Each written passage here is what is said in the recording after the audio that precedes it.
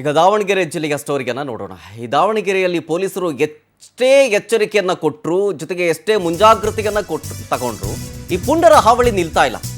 ದಿನದಿಂದ ದಿನಕ್ಕೆ ಜಾಸ್ತಿ ಆಗ್ತಾ ಇದೆ ಅಂತೇಳಿ ಸ್ಥಳೀಯರು ಆರೋಪ ಮಾಡ್ತಾ ಇದ್ದಾರೆ. ದಾವಣಗೆರೆ ಜಿಲ್ಲೆ ನಡು ರಸ್ತೆಯಲ್ಲಿ ಯುವಕರನ್ನ ತಳಿಸ್ಬಿಟ್ಟಿದೆ ಒಂದು ಪುಂಡರ ಗ್ಯಾಂಗು. ಎಲ್ಲಿ ಅಂತಂದ್ರೆ ದಾವಣಗೆರೆಯ ನಿಟ್ಟುವಳ್ಳಿ ದುಗ್ಗಮ್ಮ ದೇವಸ್ಥಾನದ ಬಳಿ ಆ ಯುವಕರನ್ನ ಥಳಿಸಿದ್ದ ದೃಶ್ಯ ಸಿಸಿಟಿವಿಯಲ್ಲಿ ಸೆರೆಯಾಗಿದೆ.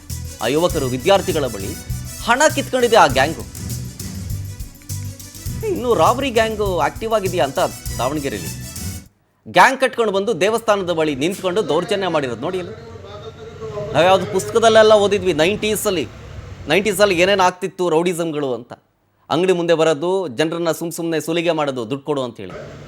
ಹಾಗೆ ದಾವಣಗೆರೆಯಲ್ಲಿ ಮತ್ತೆ ಅದೇ ರೀತಿಯ ಸಿಚುವೇಶನ್ ಕಾಣಿಸ್ತಾ ಇದೆ. ಯಾಕೆ ಪೊಲೀಸರ ಭಯ ಇಲ್ವಾ? ಈಗ ಒಂದು 2 ವಾರದ ಹಿಂದೆಗಷ್ಟೇ ದಾವಣಗೆರೆಯಲ್ಲಿ ಸಿಕ್ಕಾಪಟ್ಟೆ ಕ್ರೈಮ್ ರೇಟ್ ಜಾಸ್ತಿ ಆಗ್ತಿದೆ ಅಂತೇಳಿ ಸ್ಥಳೀಯರು ಆರೋಪ ಮಾಡಿದ್ಮೇಲೆ ಪೊಲೀಸರು ಆಕ್ಟಿವ್ ಆಗಿದ್ದೀವಿ, ನಾವೆಲ್ಲ ಕಂಟ್ರೋಲಿಗೆ ತರ್ತೀವಿ ಅಂತೆಲ್ಲ ಹೇಳಿದರು. ಹಂಗೆ ಸ್ಟೇಟ್ಮೆಂಟ್ ಕೊಟ್ಟ ಮೇಲೂ ಕೂಡ ಈ ಪುಂಡರು ಹಿಂಗೆಲ್ಲ ವರ್ತನೆ ಮಾಡ್ತಾರೆ ಅಂದರೆ ಇವರಿಗೆ ಪೊಲೀಸರ ಭಯ ಇಲ್ಲ. ಪೊಲೀಸರು ಅಲ್ಲಿ ಸ್ಟ್ರಿಕ್ಟ್ ಆ್ಯಕ್ಷನ್ ತಗೊಳ್ಬೇಕು, ಲೂಸ್ ಬಿಡಬಾರ್ದು ಯಾರನ್ನು. ಇಲ್ಲ ಅಂತಂದರೆ ನೋಡಿ ಹಿಂಗಾಗಿದೆ ದೇವಸ್ಥಾನದ ಬಳಿ ದಾವಣಗೆರೆಯಲ್ಲಿ ಆಗಿರೋ ಘಟನೆ ಇದು. ದುಡ್ಡು ಕಿತ್ಕೊಂಡು ಕಳಿಸಿದ್ದಾರೆ ಆ ಸ್ಟೂಡೆಂಟ್ಗಳ ಬಳಿ. ರಾಜಾರೋಷವಾಗಿ ಹೊಡೆದಾಡಿರೋದು.